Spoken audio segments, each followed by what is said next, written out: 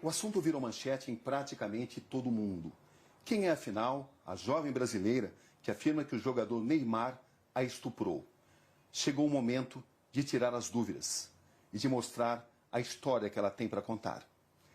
Qual é o seu nome completo? Nájila Trindade Mendes de Souza. E quem é a Nájila Trindade Mendes de Souza?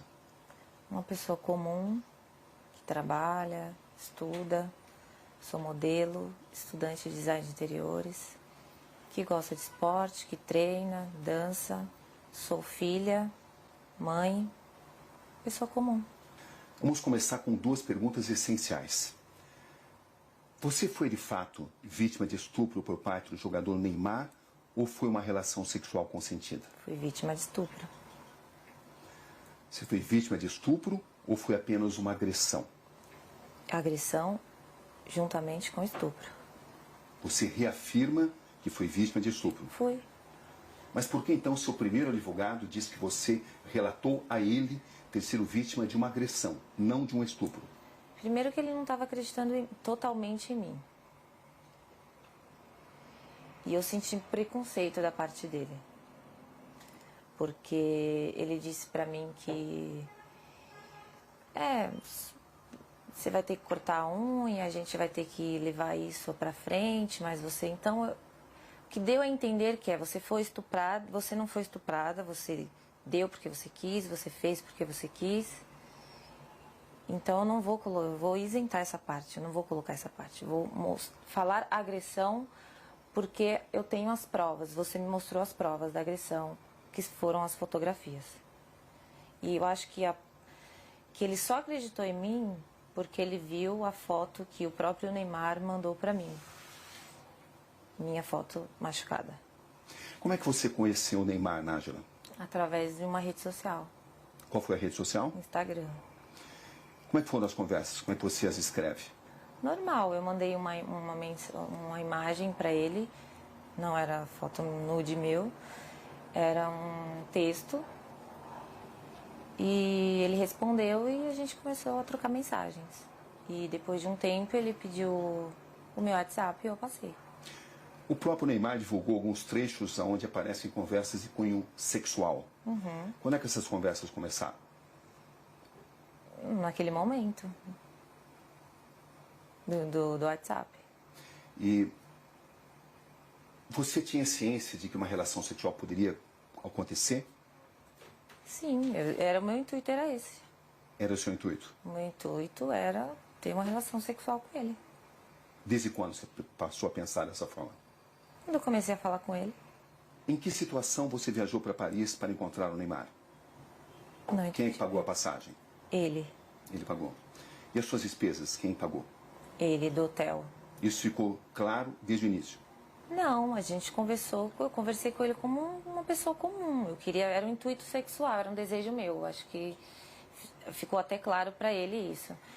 E ele perguntou quando eu poderia ir e eu disse, no momento eu não posso, questões financeiras, eu não podia ir.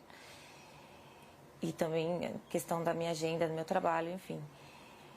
E daí ele me sugeriu, tá, mas eu posso resolver isso. E aí eu fui com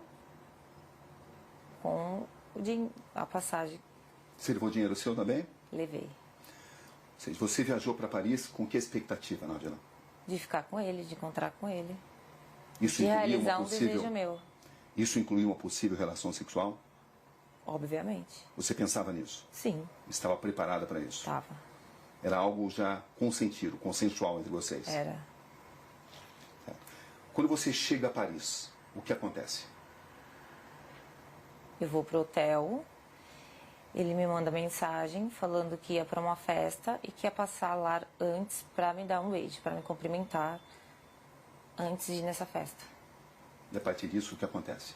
Eu tinha um desejo de ficar com o Neymar. E quando eu chego lá, tava tudo bem, tava tudo legal as mensagens, uhul, eu ia conseguir, entendeu? Só que quando eu cheguei lá, ele estava agressivo, totalmente diferente daquele cara que eu conheci nas mensagens. Até aí, tudo bem. Como eu tinha muita vontade de ficar com ele, falei, ok, vou tentar manejar aqui. E a gente começou a trocar carícias, começou a ficar, a se beijar. E daí ele me despiu. Eu não Até achei... então foi tudo consensual? Foi. Até aí tudo bem. Sim. Só que depois ele começou a me bater. E eu falei assim, nos primeiros, ok, tava tudo certo. Só que depois começou a me machucar muito. E eu falei, para. Você falou isso de forma clara? Falei, para, está doendo.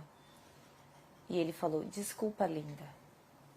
Ok, continuamos. Deitados na cama, rolando e tal. Eu falei, você trouxe preservativo? Porque eu não tenho. E ele disse, não. Eu falei, então não vai acontecer nada além disso. Porque não podemos. Qual foi a resposta dele? Ele não respondeu nada. E a gente continuou. E ele me virou, cometeu o ato, e eu pedi para ele parar. Enquanto ele cometia o ato, ele continuava batendo na minha bunda violentamente. E depois eu girei. Foi tudo muito rápido, questão de segundos, e me retirei. Foi isso que aconteceu. Você está totalmente convencida que conseguiu mostrar a ele que você não queria, não desejava mais a relação sexual? Eu falei, para. Não, para. Eu falei. E ele nunca disse nada a você? Ele não se comunicava muito. Ele só agia. Ou seja, você estava preparada para uma relação sexual consensual? Estava. E quando é que essa relação sexual consensual se transformou, na sua visão, em um ato de estupro? A partir do momento que ele se tornou agressivo, a partir do momento que eu perguntei para ele se ele tinha levado o preservativo, que eu não tinha, e ele falou que não, e eu falei para ele, então não podemos. Então só vamos trocar carícia, vamos continuar aqui. E ele concordou, com o silêncio eu entendi como concordância. E quando ele me virou, ele já foi cometendo ato. Então assim, ele não entrou em um acordo comigo, não, eu não trouxe, mas eu tô afim, eu quero. Não, ele ficou calado. Então para mim, ele tinha entendido que não poderíamos ir além daquilo do que já estávamos fazendo. Ele te obrigou a manter relação sexual? A partir do momento que ele me segurou violentamente me batendo, ele estava me obrigando a ficar ali naquele lugar. Sem uso de preservativo? Sem uso de preservativo. Foi assim que aconteceu a relação sexual? Foi assim que aconteceu. Depois, quando eu saí da cama, quando eu me levantei e fui pro banheiro, eu fiquei, não acreditei, foi tipo uma decepção. E eu fiquei estarrecida, então assim, eu não consegui falar nada pra ele. Não consegui xingar, não consegui chorar, não consegui falar nada. Eu só fiquei em estado de choque, assim. E depois ele levantou, foi pro banheiro, e quando ele entrou por uma porta, eu saí por outra. Você manteve várias mensagens com o Neymar, mesmo depois desse acontecimento, do dia 15? Mantive. Por que você continuou conversando com alguém que a estuprou? Porque primeiro que eu tive que assimilar tudo. Todo o acontecimento. E quando ele saiu do quarto, e eu comecei a entender tudo o que tinha acontecido comigo, e como ele foi estúpido, como ele foi ruim, como ele me violou e me violentou, eu quis fazer justiça. Porque eu não acho que só porque eu estava afim de ficar com ele, ele tinha o direito de fazer aquilo comigo. Então, no primeiro momento, eu não consegui reagir devido aos traumas. E depois eu sabia que se eu não falasse com ele normalmente, fingindo que eu não tinha entendido o que aconteceu, ele não iria mais falar comigo. Eu não teria como provar o que ele fez comigo. O pai do Neymar relata que sofreu uma tentativa de extorsão. Da minha parte, não. Você ficou sabendo disso? Fiquei. Que os seus primeiros advogados tentaram extorquí-lo. Você ficou sabendo disso? Fiquei. E eu comecei a desconfiar disso no momento que ele não deixava dar queixa. Você foi à polícia contra a vontade dos seus advogados? Foi. Inclusive, porque eu tomei essa decisão, ele decidiu abandonar o caso. Você tinha conhecimento de que tinha sido pedido uma indenização ao Neymar e ao pai dele? Não. Ele falou que ia fazer uma reunião com os advogados dele, que era para falar, levar até eles o que estava acontecendo. Entendeu? Você tinha expectativa de receber uma compensação financeira? Não. Eu quero justiça. Ele me fez muito mal. Eu estou muito traumatizada até hoje por isso. O que você espera exatamente desse caso? Eu quero que ele pague pelo que ele fez. Você tem consciência do que isso pode representar para o Neymar, Nádia? Eu tenho consciência do que o que aconteceu representa para mim. Uma questão de honra, entendeu? Ele não precisava ter feito aquilo comigo. Não precisava, eu já estava ali para isso, para aquilo. Era um desejo meu, eu sou livre, desimpedida, nós iríamos ficar, eu ia voltar para casa e está tudo certo. Qual é exatamente a sua situação financeira, Nádia, para esclarecer? É verdade que você tem uma dívida de 26 mil e está sofrendo uma ação de despejo? A ação de despejo eu não estava sofrendo até o meu nome vir a público. Né? Então, mas eu tinha um acordo sim para fazer, eu deixei acumular, minha única dívida, e do colégio que eu estava estudando, que por motivos pessoais eu tranquei. É verdade que você deve 4 mil reais ao colégio onde você estudava, à faculdade? Uhum, é verdade.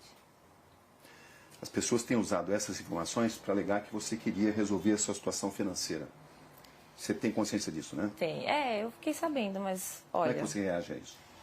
Eu acho que teria uma forma mais fácil e mais rápida do que todo esse auê, todo esse escândalo. Eu acho que eu não preciso disso.